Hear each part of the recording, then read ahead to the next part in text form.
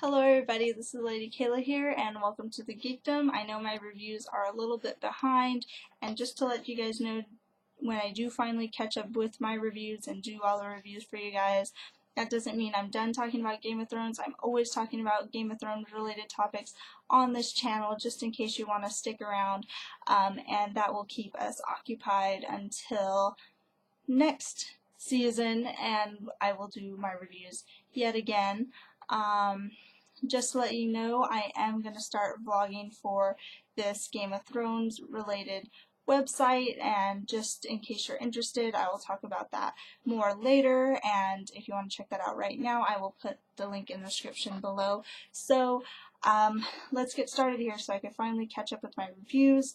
For my reviews, I have read the book, so I will occasionally make note of the book or a comparison to the book, and I will also be doing them more condensed than I have before, because I used to talk about like every single detail that happened in the episode, and I realized you guys have already watched the episode, so I don't need to go over every single detail. So I'm going to get started now. Anyways, I'm going to talk about Arya first, because she's with the Hound, and I'm so excited because Arya and the Hound, they're kind of just like those kind of like side stories, like Jaime and Brienne, their little adventures. There's also like kind of like Arya and the Hound's little adventures. They're kind of just like side adventures that I really enjoyed and I really loved, and I'm happy that they're finally together and we're going to see what they go through, and I can't wait to see that. Anyways, the Hound's taking her to the twins because we all know that he's not going back to King's Landing, and I just like how, you know, the Hound's still talking all super crude. He's still being the Hound. He's not really holding his tongue just because he's talking to a lady or a young girl. It's just so the Hound, and I love it. Anyways, next is Daenerys, who is meeting up with the second sons because they can either fight for her or young Kai, and they're just, you know, sellswords, so they can just fight for whoever pays them more or whatever seems most interesting. And so we finally meet Dario Naharis, and if you have read the books, you were probably excited like I was. You know, he's described, you know, physically a lot different because where he's from, I think it's called like Tyroshi or something, the Tyroshi, whatever their people are called. They like to dress in bright colors, they like to put bright colors in their hair and stuff like that, but you know, obviously that's not what Dario looks like, but I was still excited because, I don't know, that's a little bit flamboyant and just might have been like weird for non-book readers to see someone wearing such bright colors. I don't know. I wasn't too disappointed about that. I was disappointed. I know he was never described as a handsome man, but I still like my eye candy, and sadly the actor playing Dario is not attractive to me. However, he is very good at acting for the role that he's playing, that like kind of romantic, poetic kind of a guy. I really like it. He really does it really well, and I just think it's fantastic. So he ends up being a key player because he ends up going against the second son, other commanders or whatever, and giving their heads to Daenerys because they wanted to assassinate her, and for some reason, you know, Dario doesn't fight for typical things men fight for, like survival or justice or greed. He fights for beauty, and obviously Daenerys is described as one of the most beautiful women ever, and in my personal opinion, Emilia Clarke is freaking gorgeous. He gives her the second sons by his betrayal, and now it looks like Dany is on the up again, and she's gonna do some more conquering, so that's interesting. And so Dario's a fun character. Can't wait to see him play some more roles, and obviously Jorah's not going to be happy because we all know Jorah loves his Khaleesi, and Dario is one smooth talker. So anyways, next is Gendry, who's with Melisandre, and I'm, anxious because she wants his blood, and she's making it clear that, she plans to sacrifice him.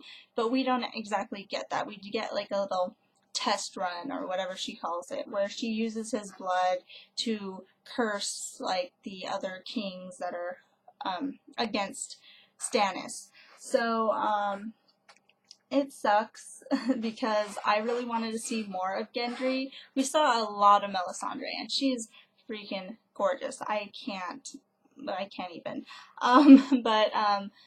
I like my men, and I think all the men lovers out there kind of wanted to see more Gendry, and the men lovers out there aren't getting as much eye candy as the women lovers. So can we fix that a little bit? Maybe just a little. So anyways, Gendry's in trouble, and we're gonna see what happens with him. And I love Gendry, and I really want to see more of him. And it's really interesting because instead of using, I believe his name was Edric Storm in the books, they're replacing him with Gendry.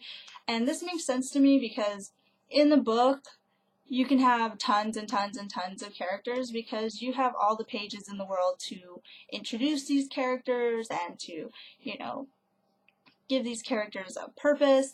And in the TV show, you have an allotted time. You have to condense everything. So that didn't really bother me. Some people were bothered by it, but to be honest, I wasn't really bothered by it.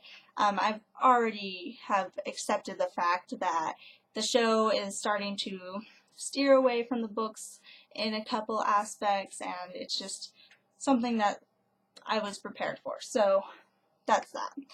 Next, we get Tyrion's wedding, and all sorts of fun stuff happens. It's just the most awkward wedding ever. Everyone's pissy, something's going on, just really,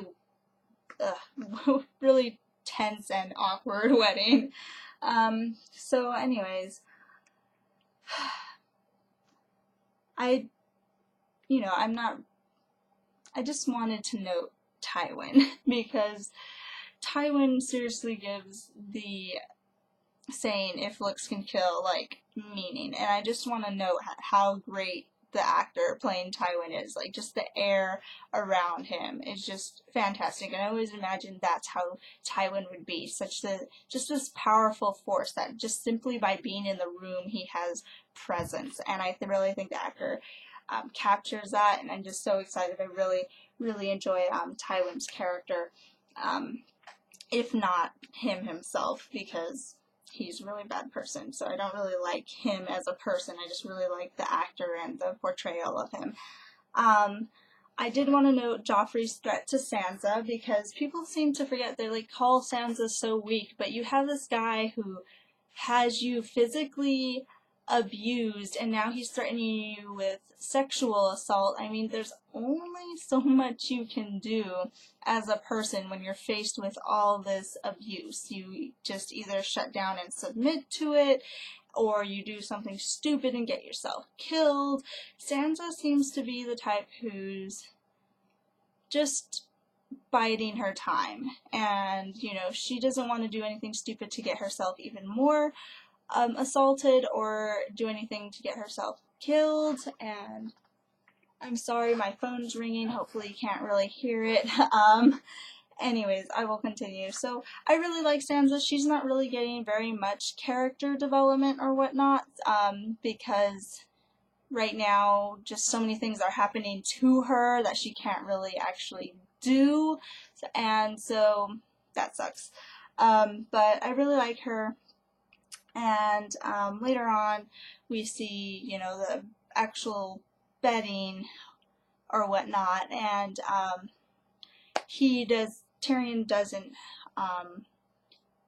bed Sansa. He gives her a choice, and, she's really scared, and she takes advantage of the choice and says, what if I never want to, with you? And he's just like, whatever, I don't care, I'll respect that. And so that was actually pretty brave of Sansa, that entire scene where she, submits to her role as wife, and then when she's given a choice, she actually speaks up and takes advantage of that choice. So I really like that. Later in the morning, Shay sees that, they didn't sleep together, and she's really pleased. And she just must be in a really, awkward situation because, she loves Sansa, and she loves Tyrion, and now they're married. It's just really awkward. And anyways, during the wedding, I just had Cersei is so funny. She's just like, nobody cares what your father once told you to Loras, and she's just determined to not marry that guy. And then she also blatantly threatened Marjorie, and I'm like, really?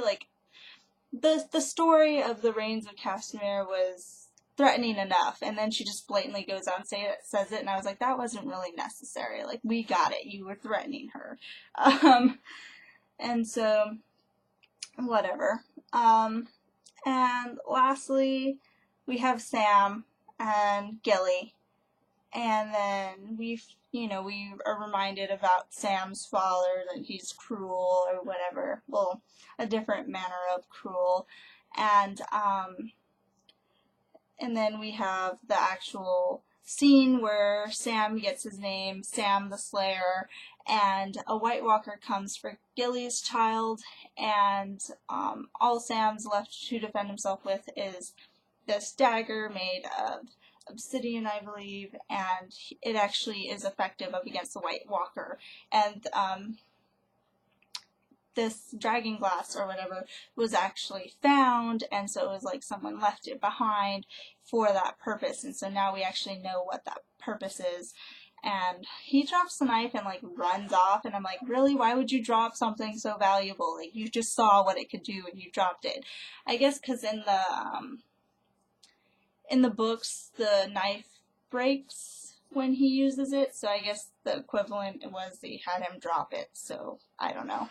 I thought the whole sword shattering was kind of cheesy, and I think the White Walker didn't have to die so dramatically, but it happens. And so that's it for the episode review. I haven't done this in a while, so that's why this one's so awkward. I'm sorry about that, but whatever. If you guys want if you guys want to talk about the episode in the comments below, please do. I will be having the other 2 episode reviews up as soon as possible. I know I always say that and I never get around to it, but I really will try. So it's summer for me now. It should be easier.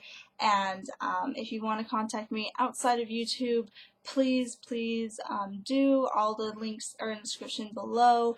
I'm always down to talk about Game of Thrones and A Song of Ice and Fire. And again, I will be vlogging for this website, and so if you're interested, that will be in the description below as well. So thank you for your time.